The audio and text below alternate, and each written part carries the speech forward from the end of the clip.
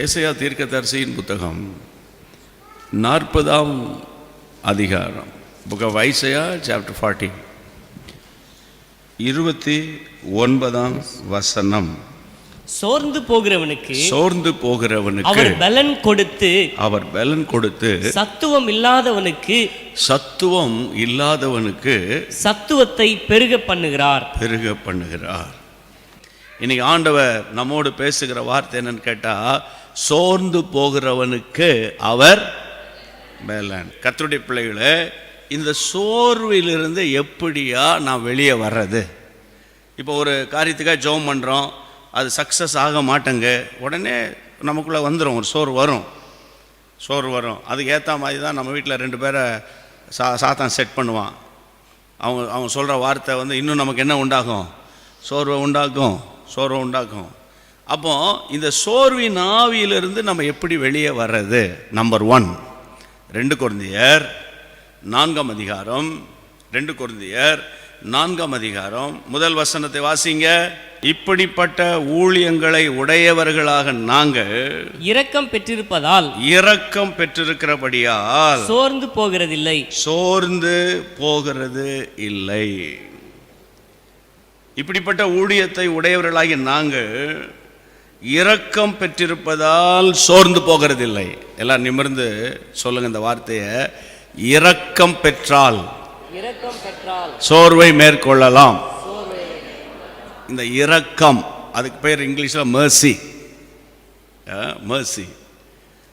இந்த இரக்கம் கிருபை எல்லாத்துக்கும் கூட ஒன்று தான் சொல்லலாம், சரிங்களா? அப்போ சோர்வு வரும். அப்போ பாருங்கள், சோர்வு எனக்கு வரலன்னு ஒருத்தர் சொல்கிறான்னு வைங்களேன், சோர்வு நீங்கள் சொல்கிற மாதிரிலாம் இல்லையே அப்படின்னா, என்னை பொறுத்தவரையில் அவங்க உண்மையான ஆவிக்குரிய ஜீவன் செய்யலைன்னு அர்த்தம். உண்மையாக ஒரு கர்த்தருடைய பிள்ளை செய்யும்போது அவனை சோர்வின் ஆவி தாக்கும். சோர்வின் ஆவி என்ன செய்யும்? தாக்கும். ஆனால் அந்த சோர்வின் ஆவிக்குள்ளே போயிடக்கூடாது. தாக்கும், வெளியிலிருந்து தாக்குதல் இருக்கும், வெளியிலிருந்து எதிர்ப்பு இருக்கும். புரியுதா உங்களுக்கு? ஆனால் இன்னைக்கு ஆண்டவர் நம்மோடு பேசுகிறாரு, இந்த சோர்விலிருந்து நம்ம வெளியே வரணும்னா, அந்த சோர்வின் ஆவியை மேற்கொள்ளணும்னா, அப்போஸ்தலனாகிய பவுல் சொல்கிறாரு, எங்களுக்கு இரக்கம் பெற்றிருக்கிறோம் நாங்கள், அதனால் என்ன செய்யறதில்ல? சோர்ந்து போகிறதில்ல. சில கர்த்தருடைய பிள்ளைங்க பல கஷ்டங்களின் வழியாக வருவாங்க, ஆனால் ரொம்ப உற்சாகமாக இருக்கிறத பார்க்க முடியும். ரொம்ப கைத்தட்டி பாட்டு பாடுறது, ஓடி ஊழியத்துக்கு வருவாங்க. அதனால் கர்த்தருக்குள்ளே சந்தோஷமாக இருப்பாங்க, கர்த்தருக்குள்ளே அவங்க பலனாக இருப்பாங்க. இன்றைக்கி இதை சொல்லும்போது நம்ம எப்படி இருக்கோம் அப்படின்னு நம்ம பார்க்கணும். இப்போ பாருங்கள், ஏதோ ஒரு பிரசங்கம் பண்ணணும் அப்படிங்கிறத நான் நினைக்கவே மாட்டேன். ஒவ்வொரு ஊழியத்தையும் சின்சியராக செய்யணும். ஆமேன். அதை கர்த்தர் பார்ப்பார். இப்போ கர்த்தருடைய பிள்ளைகளை இந்த சோர்வு, நீங்கள் சோர்ந்து போகாதீங்க. ஐயோ இப்படி ஆகிப்போச்சே, இப்படி நடந்துருச்சே, அதை நினச்சாலே சோறு வரும், உண்மைதான். ஆனால் இப்போ அடுத்தது வாட் இஸ் நெக்ஸ்ட், என்ன செய்யணும் அடுத்தது? ஆண்டவர் பேசுகிறாரு, சோர்வின் ஆவியிலிருந்து நீ என்ன செய்யணும்? வெளியே வரணும். அப்போ சோர்வின் ஆவியிலிருந்து வெளியே வரணும்னா என்ன அர்த்தம்? என்ன செய்யணும்? பவுல் சொல்கிறாரு, இரக்கம் கிடைச்சா வெளியே வரலாம். இரக்கம் கிடைத்தால் வெளியே வரலாம். இரக்கம்னா கிருபை கிடைச்சிட்டுனா என்ன? வெளியே வரலாம். அப்போ இந்த கிருபை எப்போ கிடைக்கும்? இந்த கிருபையை பெற்றுக்கொள்வது எப்படி? நம்ம எல்லாருக்கும் தெரியும்ல, கர்த்தர் தாழ்மை உள்ளவனுக்கு கிருபை. அதனால் நீங்கள் ஒன்று புரிஞ்சுக்கோங்க, உங்கள் லைஃப்பில் நீங்கள் ஏதாயிலும் ஒரு துறையில், ஏதாயிலும் ஒரு விதத்தில் நீங்கள் நல்லா உயரணும் அப்படின்னு நினச்சிங்கன்னா, நீங்கள் எப்போ தாழ்மை உள்ளவங்களாக இருங்க. இப்போ தாழ்மை அப்படின்னா, கர்த்தருக்கு முன்பாக தாழ்மைப்படுங்கள், அப்புறம் அப்போது அவர் உங்களை உயர்த்துவார். இப்போ நம்ம கர்த்தருக்கு முன்பாக தாழ்மைப்படணும். ஆண்டவரே, இந்த வீடு நீர் கொடுத்தது, ஆமீன் சொல்லுங்க. இந்த ரட்சிப்பு நீங்கள் கொடுத்தீங்க. எனக்கு ஒன்று தெரியும், என் பிள்ளைகள்லாம் கர்த்தரால் போதிக்கப்பட்டிருப்பாங்க. என் பிள்ளை ஃபர்ஸ்ட் மார்க் வாங்கிட்டு வந்தான், எல்லாம் அது கர்த்தருடைய கிருபை. கர்த்தருடைய கிருபை, உமக்கு தான்ப்பா மகிமை அப்படின்னு கர்த்தரை நம்ம உயர்த்தணும். அல்லேலூயா சொல்லுங்க. அதனால் கர்த்தருடைய பிள்ளைகளை, தாழ்மை உள்ளவனுக்கு அந்த தாழ்மை எப்போவுமே இருக்கணும். தாழ்மை தான் ரொம்ப முக்கியம். கிறிஸ்தவ வாழ்க்கையில் நம்ம எப்படி இருக்கணும்? எப்போவுமே தாழ்மையாக இருக்கணும். பெருமையாக பேசக்கூடாது.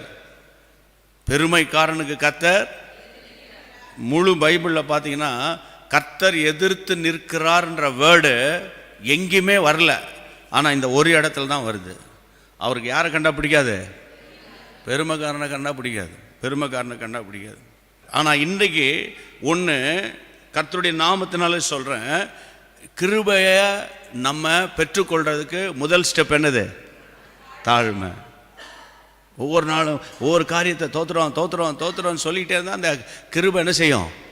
பெருகும். கிருபை பெருகும். நம்பர் 2, கர்த்தருடைய பிள்ளைகளை, நீங்கள் பார்த்தீங்கன்னா தேவனை நல்லா துதிக்கும் போது கிருபை பெருகும். தேவனை துதிக்க தேவனுடைய கிருபை என்ன செய்யும்? அப்படி சொல்லிக்கிட்டே போகிறேன்.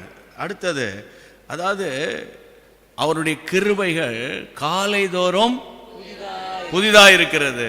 அவருடைய கிருபை எப்போ இருக்கு? காலைதோறும் புதிதாக இருக்கு. அப்போஸ்தலனாகிய பவுலுக்கு ஒரு பலவீனம் வந்தபோது அந்த பலவீனத்தில் அவர் சொல்றாரு, என் பலன் பூரணமாக விளங்குன்னு கர்த்தர் சொல்லியிருக்கிறாரு.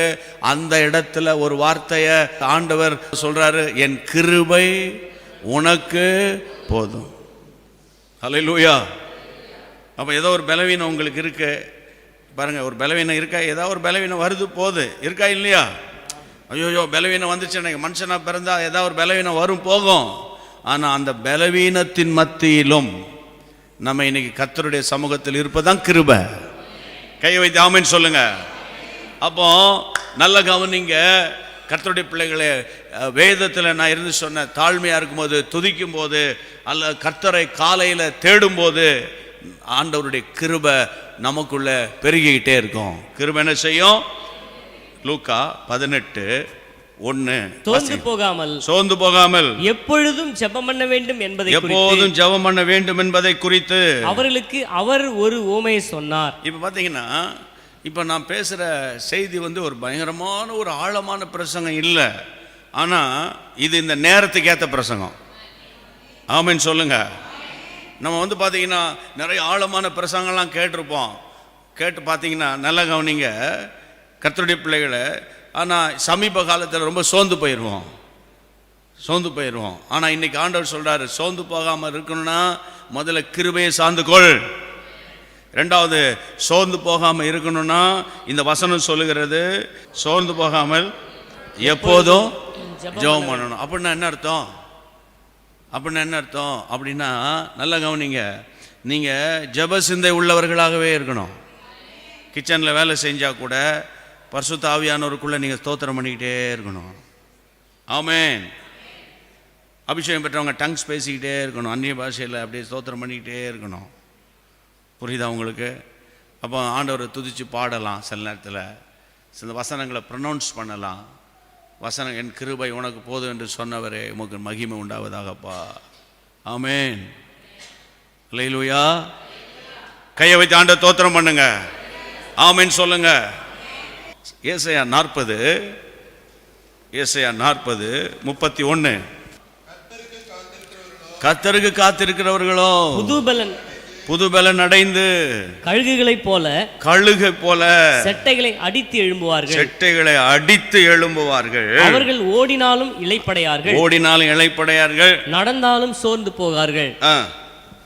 இப்போ இந்த வசனம் எல்லாருக்குமே தெரியும். ஆனால் இப்போ ஆவியில் நான் என்ன உணர்த்தப்படுறேன் தெரியுமா?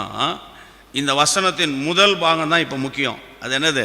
கர்த்தருக்கு காத்திருக்கிறவர்கள். கர்த்தருடைய நாமத்தினால நான் உங்களை பார்த்து சொல்கிறேன், அன்போடு சொல்கிறேன். நீங்கள் கர்த்தருக்கு காத்திருக்கிறது பாருங்க.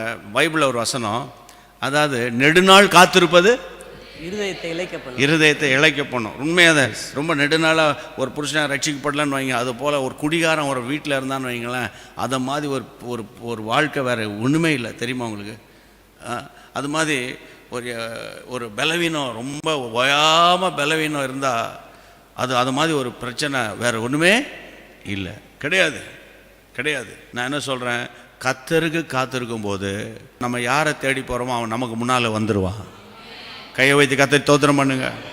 அல்லேலூயா.